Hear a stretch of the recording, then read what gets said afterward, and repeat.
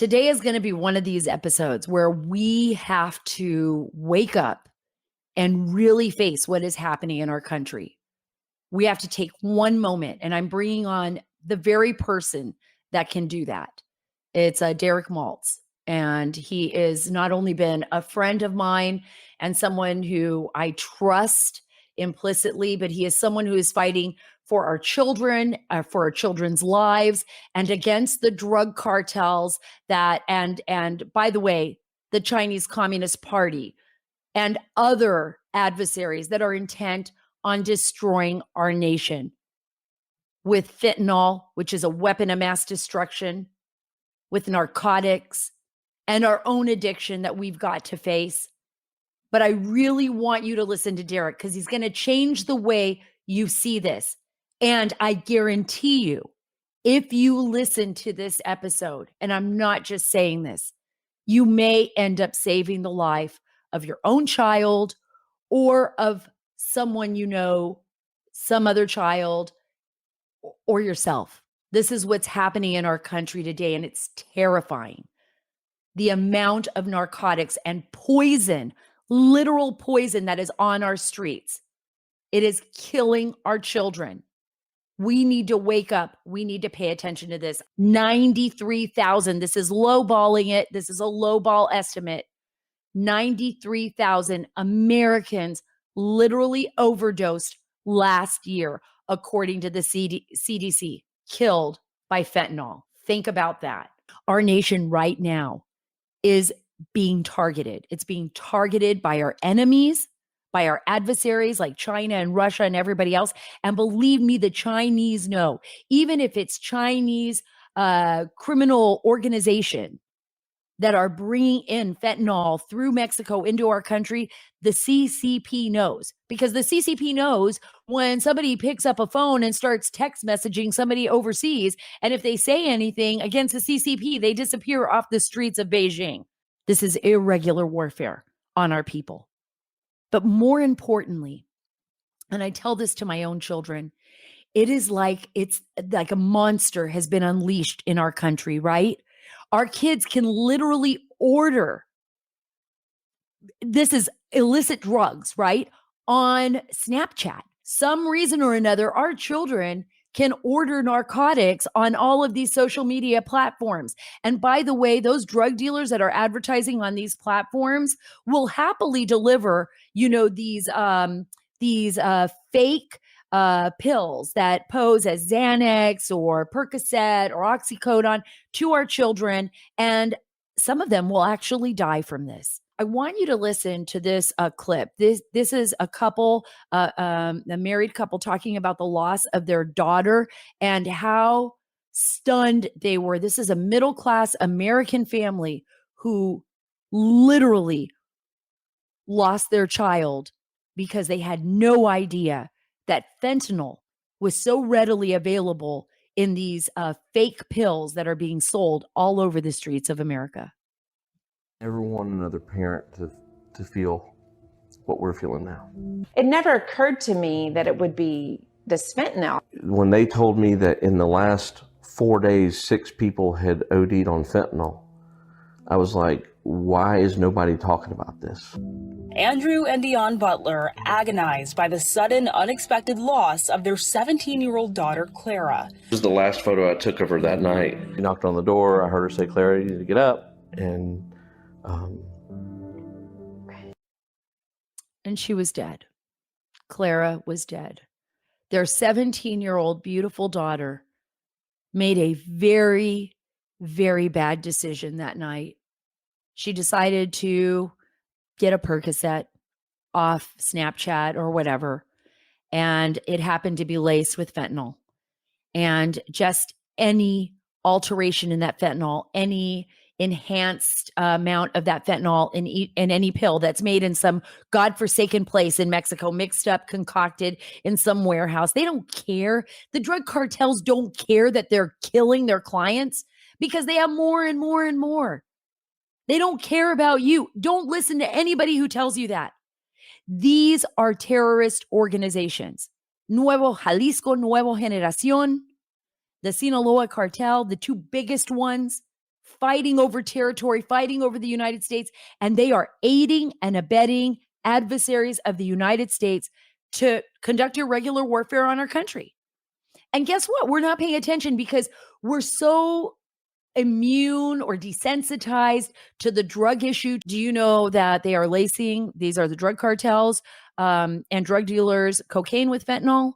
And you want to know why they're doing this? And they're lacing opioids with fentanyl. They're doing this so that if by chance your kid does survive using that, they will be so addicted, they will never be able to get off of it. They will not be able to get off. It is that powerful. It is beyond anything that they say people can imagine. We as parents, as Americans, we have to stand up and fight it. You and me, our children mean that much to us. This is about our kids. My gosh, you know what I would tell people? If you knew a child predator, a sex predator, was hanging outside of the school where your child goes to school, would you not just rush down there and just do whatever it takes? I also said something. Do whatever it takes to save your child's life, to keep that predator away from your child. I am telling you right now, you have to do the same thing with the drug dealers. You have to do everything in your power to stop it. You have to teach your kids at a very early age to say no. You got to scare them. You got to scare them and scare them good, or you'll lose your kid. That's something I think about all the time. But I'm going to tell you why it's not just about addiction. It's about our adversaries poisoning us. It's like a Trojan horse in this country. We are seeing an increase in deaths like we have never, ever seen before. And it's not going to go away by us ignoring it. We need to get PSAs out there. We need to warn people. We need to warn them by word of mouth. If every single one of you who's listening to this show does that, you will save a life. And then we've got to hold our government accountable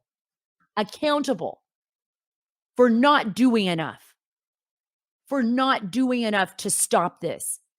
We got to hold our lawmakers accountable. We've got to hold our government officials accountable.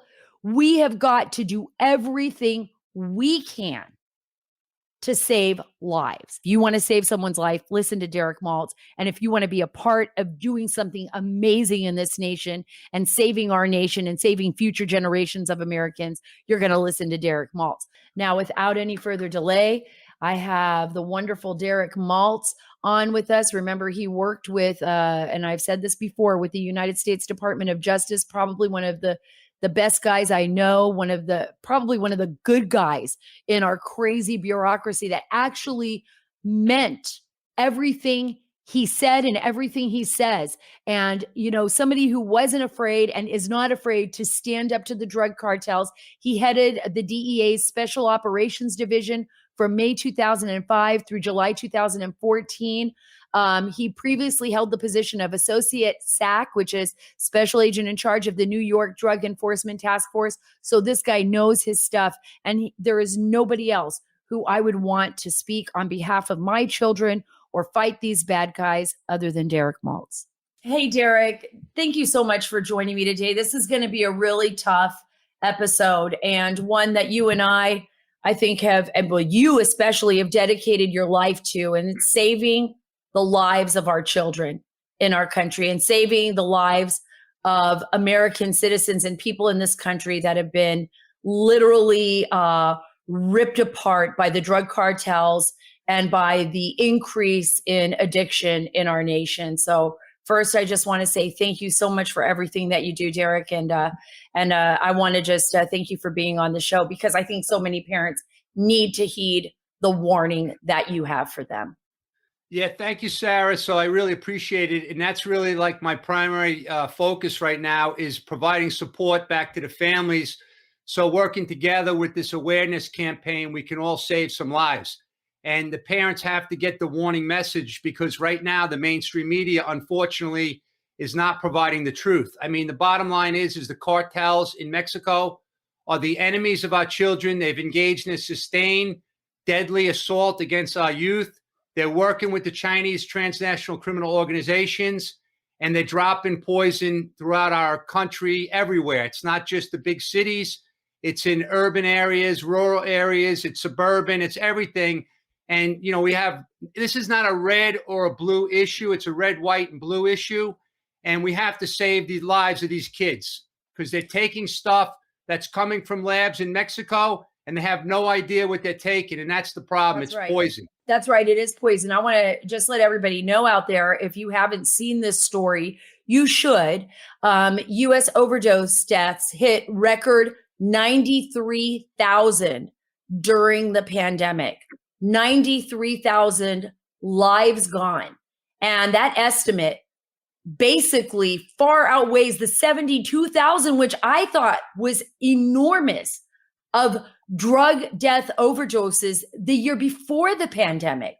What do you think's going on here, Derek? Why are we seeing this massive increase in overdose deaths as well as addiction rates?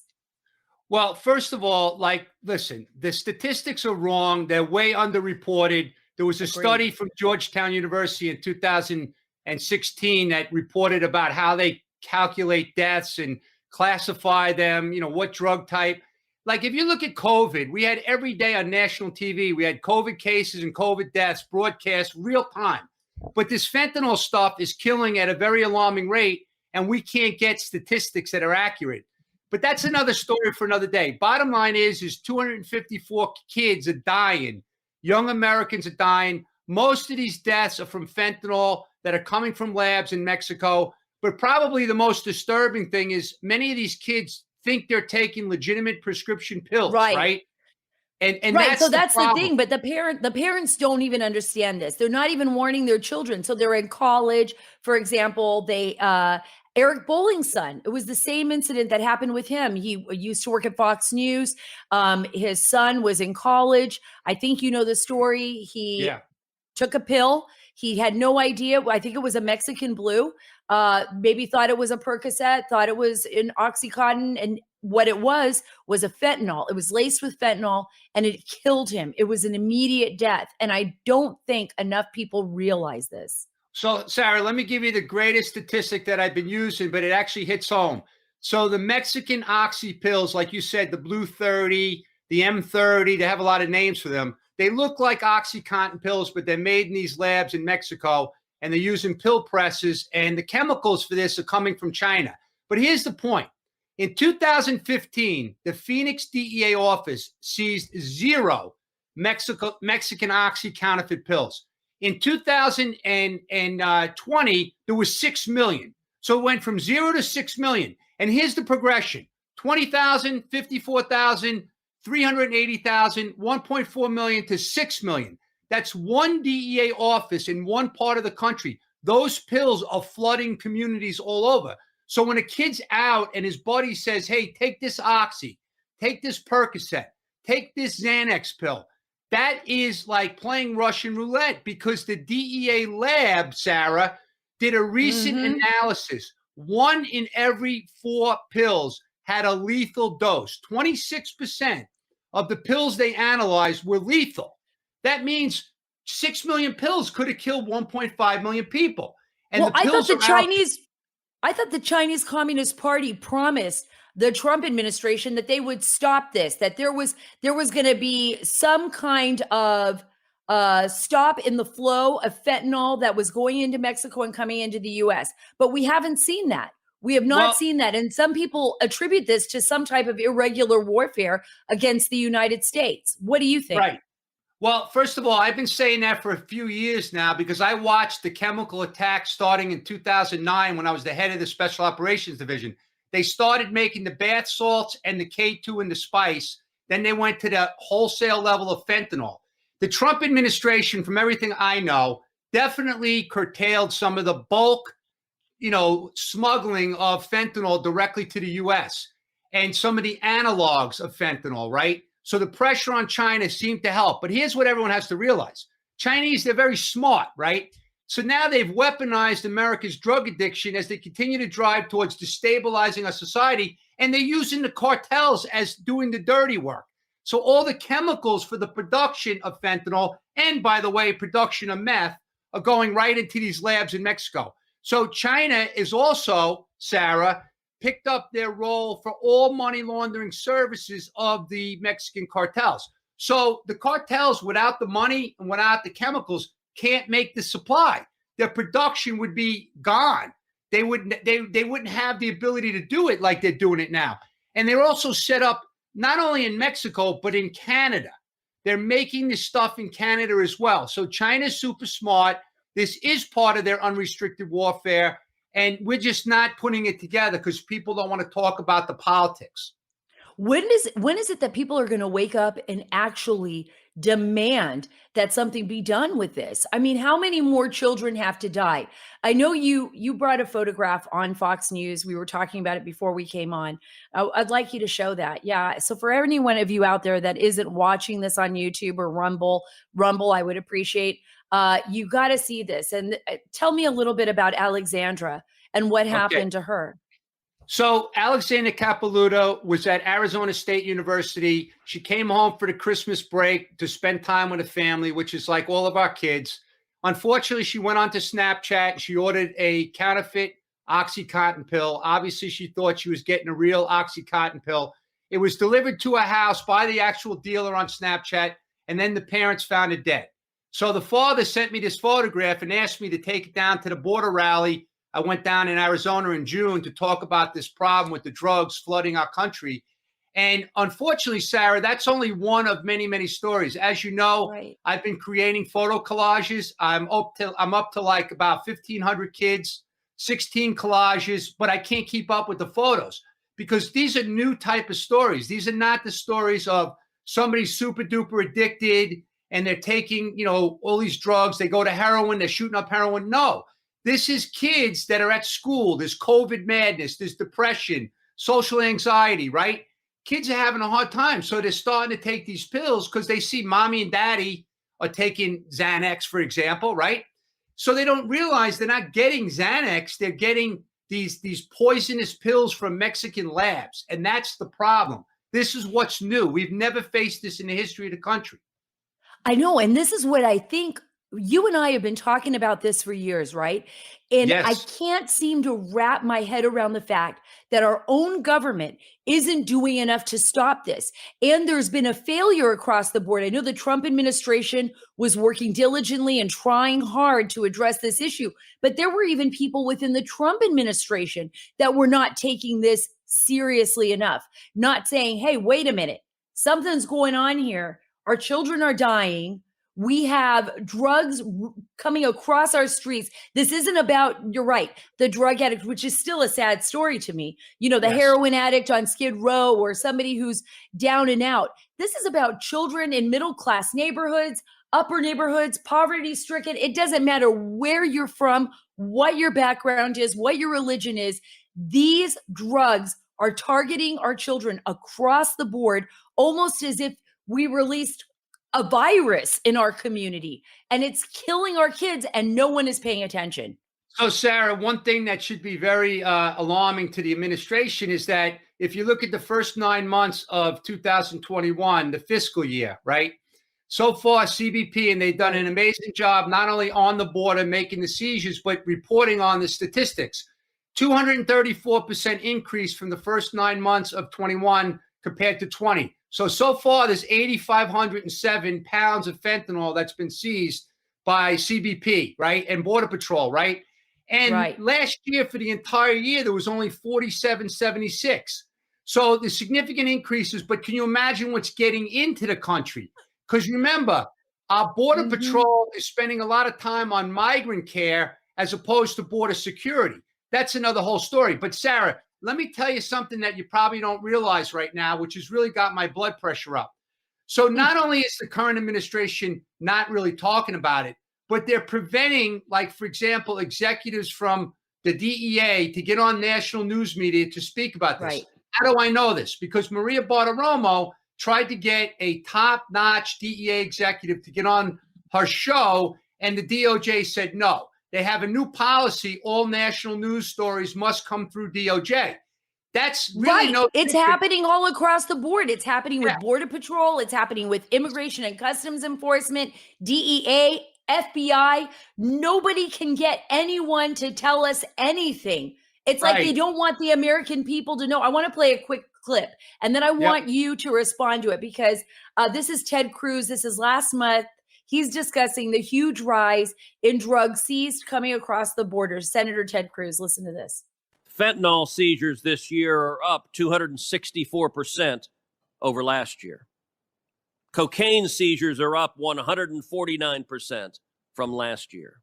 And according to CBP, the southwest border is the key entry point for most drugs. Why aren't we doing anything about this? It goes right to your question. Sarah, for 20 years, like the cartels in Colombia are very smart. They turned over all the duties to the Mexican cartels. Chapo Guzman and other cartels forever have been dominating the distribution of drugs into America. Estimates at 90% of the drugs are coming over the southwest border. But what's different now is, like, you look at the migrant smuggling, which I know you're an expert at this, and I appreciate all your coverage. The amount of money that the cartels now are making on the migrant smuggling is making their overall billion-dollar enterprise a multi-billion-dollar enterprise. So they have plenty of money to continue the production of these poisonous drugs. You know, we don't talk a lot about methamphetamine, but already this year, like, I think there's 140,000 pounds of meth that have been seized at the border. But if you look at some of the seizures that have been made around America, like, for example, in January, Dallas had like 2,000 pounds of record breaker. They had 3,000 in LA, 2,000 or 3,000 in San Diego, 2,000 pounds of meth seized in Atlanta. So we're starting to see like these amazing massive seizures. That's because the cartels have their command and control leadership positioned in all the hub cities around America, and they have no problem getting the workers coming in. And so the southwest border is the start of this madness, but it's the cartels, and they have to be dealt with. But unfortunately, our current administration doesn't want to call them out because they want to work the politics with Mexico and the corrupt government officials, which I can understand. Right? It's a new administration. You want to do that, but not when your kids are dying at record levels. Going back to the last segment, look what DOD did with the movement of migrants in the planes, and then the lieutenant colonel broadcast not to put it out on social media. If you're proud of moving migrants to other cities, tell the American public what you're doing. Well, they're not proud. They're not proud, Derek, because they're doing it behind our backs. Now, the reason why they're doing it, I can't explain. I can't explain why they would allow our nation to be poisoned, why they would allow the Chinese Communist Party to conduct irregular warfare against the United States. That's what I call it when it comes to fentanyl, when they're not stopping it. Why the Chinese Communist Party is also helping launder the money for the drug cartels in Mexico, because we know that that's happening as well, and no one's addressing that issue. And I want to play this clip because I know we have dealt with this in the past, but this is Antonio Garcia. I think you know who he is. He's the executive director of the South Texas High Intensity Drug Trafficking Area, and he's talking about how open borders get people killed through drug trafficking. I come to you because you, as this body, have to do something to correct our judicial system. You have to do something to fix this. And so I'm providing you my experience and my expertise in law enforcement to tell you whether it is the Biden administration or whether it's the prior administration or any other administration that comes after. If we don't secure our border and if we don't curtail the amount of drugs that are coming into this country, our citizens will continue to suffer. And as a result, we have limited control over the violence, over the deaths, over the other types of crimes that are a result thereof. Here we are. Here we are. Children are dying, continually dying. We have people being killed at the border, even the migrants themselves. It's a humanitarian crisis. We've got children. I'm down there. I see it with my own eyes. It kills me. It breaks my heart. Not only do I know that some of the kids that are being brought across this border are being trafficked into the United States and have been abused, and some of the women that have come over, as well as some of the young men. And I know that on the other end, like when I'm at the border and 600 people are flowing in or 200, that on the other end, miles down, are the drug cartels moving huge amounts of narcotics into the U.S. using these people as decoys using the innocent people as decoys, moving their narcotics in. So not only are they killing them, but then they're moving drugs in to kill our own people. Granted, I accept responsibility that we're a nation of addicts or we have money, but that doesn't excuse our government and the Mexican government from ignoring what's happening at the border. Right, 100%, Sarah. And yes, I know the Haida folks down on the border, and everything was on the money. I went in March and I testified at the Judiciary Committee, and unfortunately, I had to put these type of photographs on the record. These are the kids that are dying, and I was hoping that that would gain some traction with the public, with the congressional staff, because this is not about the politics. This is about now saving lives. Like, you would think people would recognize that point. Fine, we don't want to. We did it with COVID. We did it with COVID. I mean, they right. locked everybody down. We couldn't even go out. I can't even get on an airplane right now without having a mask, even though I'm vaccinated. But nobody wants to talk about our kids or their addiction. Sarah, so another point to make is this: like, there's been a lot of talk, and obviously you and I went to Ohio and testified to declare the cartels as terrorists. And obviously there was a lot of pushback from the bureaucracy in Washington. But here's the point. Tell me another terrorist organization around the world in the history of this country that has ever killed the amount of people in America that we have right now. You look at 9/11, 3,000 approximately dead. You look at Afghan and Iraqi war, which, by the way, my brother, as you know, came back in the body bag in Afghan war. That's 10,000 total in those three catastrophic events. That's only 1/10 of what we're having annually from the drugs. So how is it possible that nobody wants to deal with this death and destruction thing? I can't comprehend it.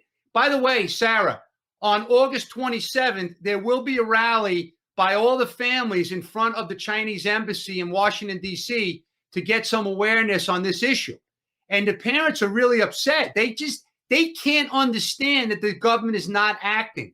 Like, I worked in the government, so I've seen some of the complacency. But if you're a taxpayer and your kid just died suddenly from fentanyl, you would think people would care and want to go ahead and do something. That's the problem now. They just won't do it. They just won't do it. And I don't understand why. This is where I'm having a difficult time trying to understand what the government considers a crisis, right? So if the Trojan horse, let's say, because we've talked about this, Derek, and I'm bringing it up again. If the irregular warfare is to dump fentanyl into our society and to create even more powerful addiction, or not to even care that there's a trail of death behind it, just letting that go.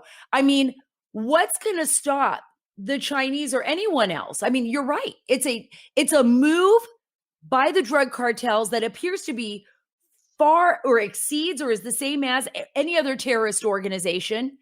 And we have, enemies of the state utilizing that as well to target our nation, but yet our nation's asleep at the wheel. Do you think that it's because it deals with addiction? Is that the reason why? Are people just like still of the mindset that, oh, this will never happen to my kids, or this will never happen in my family, and then all of a sudden they have to wake up one morning and realize it did, like Heidi Riggs?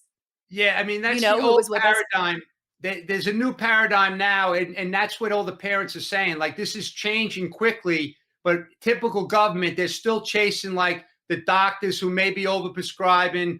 I mean, look, the Washington Post did a nice investigative story. 100 billion opioids were dumped into America in a 9-year period.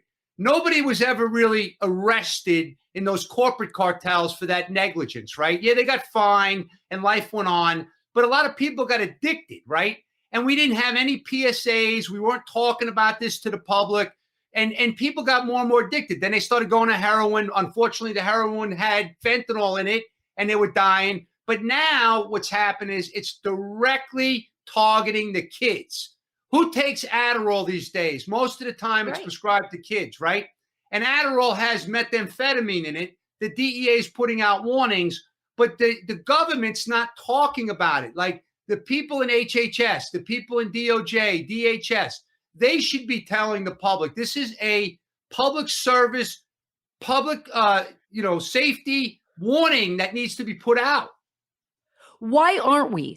Why aren't we putting out those? I I'll tell you asked what for I these believe. PSAs. We testified to this. We begged for them to put out PSAs in the Trump administration as well as now in the Biden administration. I don't care who's in charge. Let the people know what's going on. Well, a couple of things. First of all, nobody wants to talk about Mexico, the corrupt Mexican government, and the porous border where millions of people are flowing in. I mean, look at the numbers this month, 188,000 migrants, right? I mean, we could talk all day about that, but just look at the comparisons over the last year when Joe Biden says, you know, it's a seasonal thing. Oh, really? Seasonal thing, huh? Look at the numbers this year compared to last year. But so Mexico and the politics with Mexico, the State Department is so bureaucratic and they're in their silos. They don't want to open up their eyes and look at the national security emergency we have from Mexico, from the cartels. But China also, nobody wants to call out China. Right. But China looks at us as their greatest adversary. So the way to destabilize our country is kill our future generation. Right. And there's another whole absolutely theory, I personally think, with this whole COVID thing and the deployment of COVID as a chemical weapon. That's another story too. But like personally, I've been watching this evolve, like I said, since like 2009. This isn't anything new with China and the chemicals, but we ignored it for all those years. Well, you're right. And let's just look at this. The plain facts, the statistics. This isn't even hyperbole. We're not making this up. And these are low numbers, if the 93,000 overdose deaths last year, and that's on the low spectrum, we believe that's far higher. I agree with you, Derek, on that. But if we believe that, and we're taking that into account, just 93,000, which is a huge number, 60% of those overdose deaths, according to the CDC, were directly related to fentanyl.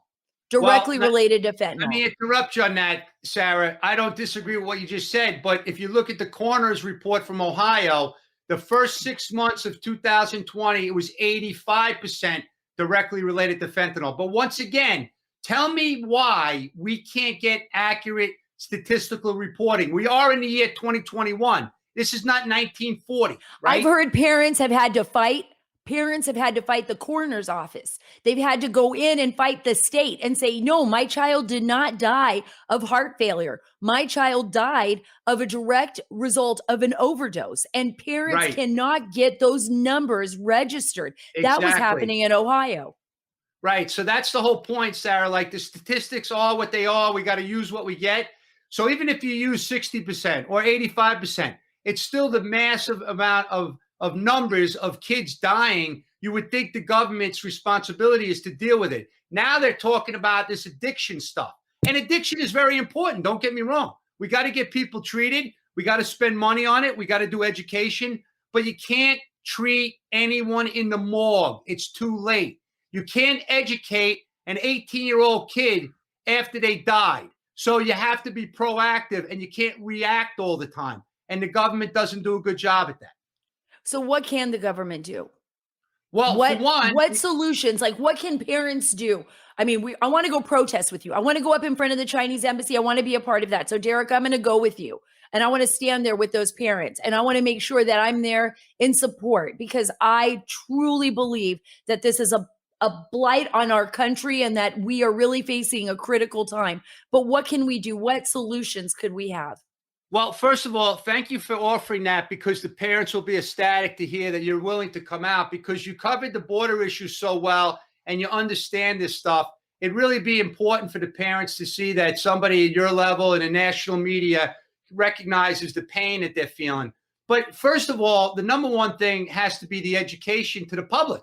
They have to understand, like, my kid can't just take his buddy's Percocet or his buddy's Xanax. It's going to kill you. So they have to be more engaged. The parents need to be taught. I would have programs mandatory. Sarah, I got a question. We can have critical race theory taught in our schools, but we can't have the fentanyl poison and the fentanyl murders taught at our school. That one I don't understand. Okay. So let's change the messaging. This is fentanyl murders, fentanyl poisoning. It's not overdose. It's not addiction. A lot of these people are not addicted.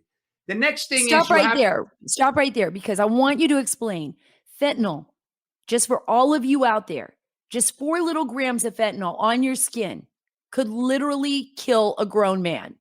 And So- fentanyl is considered a weapon of mass destruction. I want you to explain that before we go to the next solution so that parents really get it through their heads that this is not just an overdose. This is a poison. So the synthetic fentanyl that's being made in labs in China or labs in Mexico, according to the experts, which I'm not a doctor, but 4 grains of salt or 2 milligrams can kill an adult. That means that 2.2 pounds of fentanyl, which is nothing, can kill 500,000 people. So that, just to put that into some sense of, you can relate to it.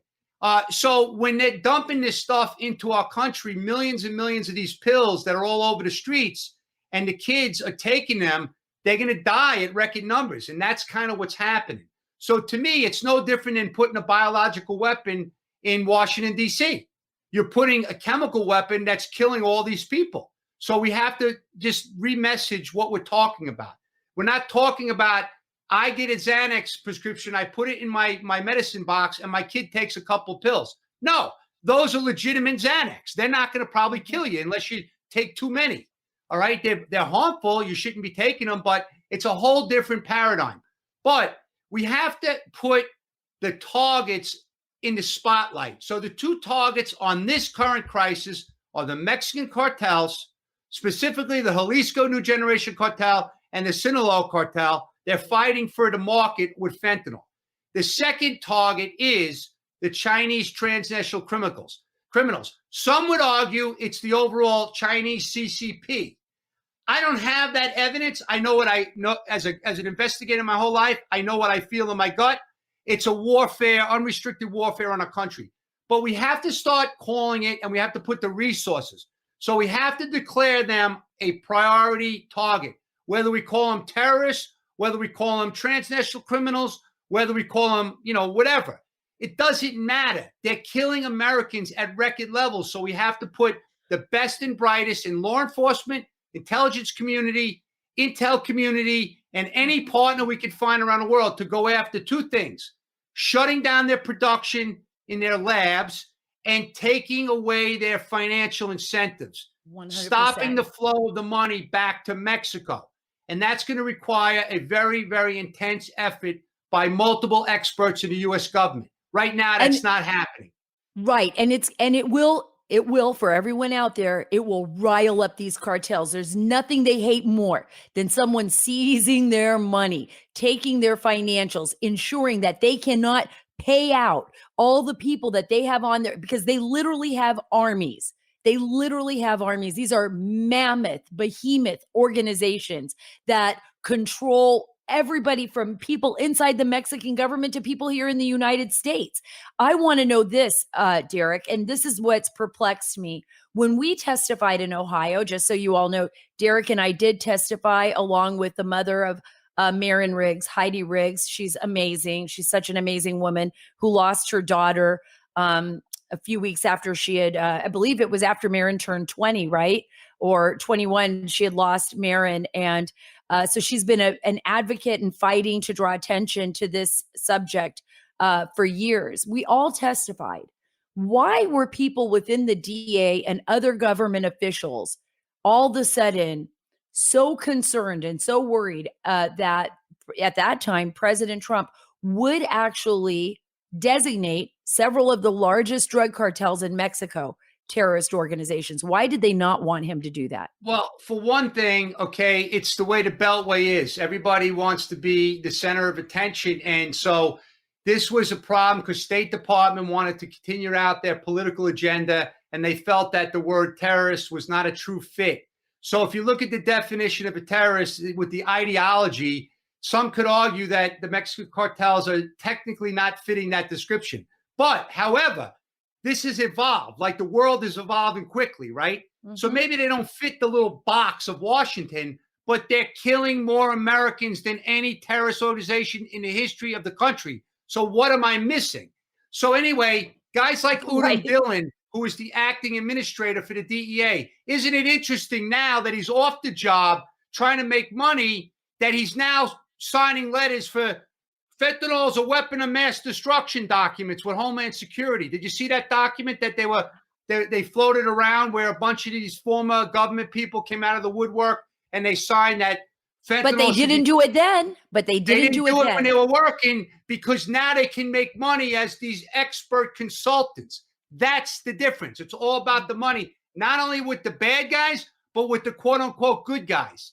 That's a very sad reality. And that's something that I try to talk to people here on the show. I know all of you out there listening to Derek and I, you've heard me say this before. That's how sometimes these people here in Washington, these lawmakers, these bureaucrats, that's how they operate, right, Derek? I mean, we're up against both sides. Perfect example is when you work in the Department of Justice as a high-ranking attorney and your job is to prosecute cartels and corporate cartels. When you say no, it's probably because you're thinking about you don't want to be tainted, so you can go represent the corporate cartels and make $700,000, $800,000 a year in these big law firms, which is what happens, by the way. Right. So what do the parents do? What do we do as parents? Now we're out there, we're going to go up in front of the Chinese embassy, say no more to the, to the CCP, ask the CCP, plead with the CCP to do something. Although in my personal opinion, I do consider this irregular warfare. I think the CCP, they're brilliant. They know what's going on here and they're allowing it to happen, even if they're not directly involved in it.